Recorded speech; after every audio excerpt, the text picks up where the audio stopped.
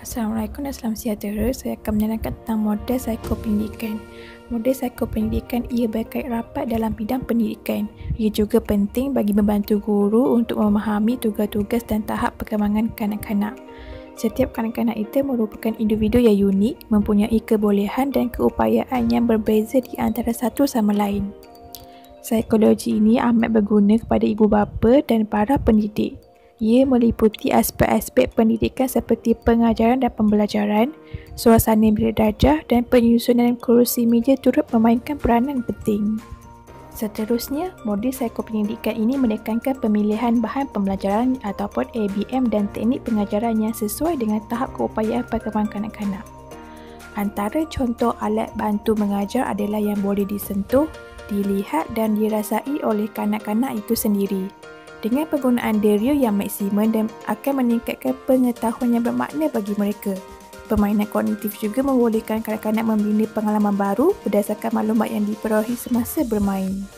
Dan teknik pengajaran yang sesuai adalah teknik main peranan, teknik permainan bahasa, teknik latih tubi dan teknik bercerita. Teknik bercerita dapat membina kecekapan berbahasa kerana cerita merupakan sesuatu yang dapat menarik minat dan perhatian kanak-kanak. Contohnya, guru boleh menggunakan gambar, objek-objek sebenar, kad-kad perkataan atau ayat-ayat yang berkaitan dengan aspek-aspek bahasa yang hendak disampaikan. Selain itu, model psikopendidikan ini juga menekankan aspek fizikal bilik darjah atau bilik tadika yang selesa, ceria, kondusif dan selamat. Contohnya, mempunyai percayaan dan pengudaraan yang baik dan sempurna, kesesuaian peralatan di dalam bilik darjah seperti kerusi dan meja yang bersesuaian pada peringkat umur kanak-kanak. Penerimaan oksigen yang mencukupi dapat meningkatkan lagi perkembangan kognitif kanak-kanak tersebut. Kanak-kanak memerlukan ruang yang mencukupi dan sesuai menjalankan aktiviti agar kanak-kanak bebas berinteraksi dengan bahan pembelajaran yang disediakan.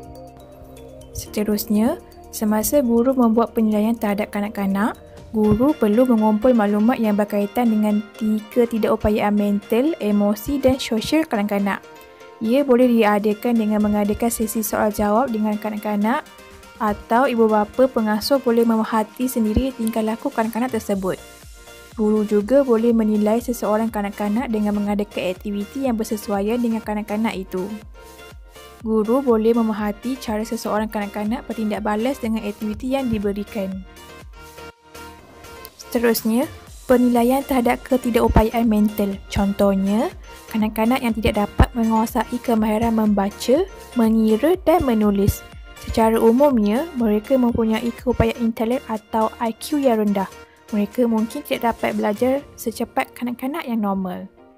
Selain dari itu, guru juga harus memberi sokongan pada kanak-kanak yang mempunyai ketidakupayaan emosi. Sebagai contoh, guru boleh membuat penilaian adakah kanak-kanak tersebut akan menangis atau merajuk ketika melakukan sesuatu aktiviti seperti pengelasan di antara binatang peliharaan dengan binatang liar. Yang ketiga, ketidakupayaan sosial. Aspek ini melibatkan kebolehan kanak-kanak yang dinilai untuk berinteraksi serta berkomunikasi dengan rakan-rakannya maupun individu lain yang terdapat di sekelilingnya. Selain itu, cara mereka bertindak dalam situasi sosial sama ada dalam permasalahan antara rakan-rakan ataupun semasa perbincangan dijalankan turut diambil kira. Kadar tingkah laku bermasalahan yang tinggi di kalangan kanak-kanak yang kurang berkomunikasi berbanding kanak yang boleh berkomunikasi dengan baik. Kesimpulannya, dengan melakukan penilaian ke atas kanak-kanak terbabit, guru atau penilai dapat membuat laporan mengenai ketidakupayaan kanak-kanak itu. Seterusnya, boleh merujuk kepada yang pakar seperti doktor untuk mengesahkan ketidakupayaan mereka. Guru atau ibu bapa perlu memberi sokongan yang berbentuk motivasi kerana ianya penting dalam model ini. Contohnya, kanak-kanak yang mempunyai ketidakupayaan emosi perlu dibawa berbincang mengenai masalah tersebut. Ini kerana mungkin ada faktor psikologi yang mendorong kepada ketidakupayaan tersebut. Kaedah ini dinamakan perbincangan terapeutik iaitu perbincangan terapi atau kaunseling.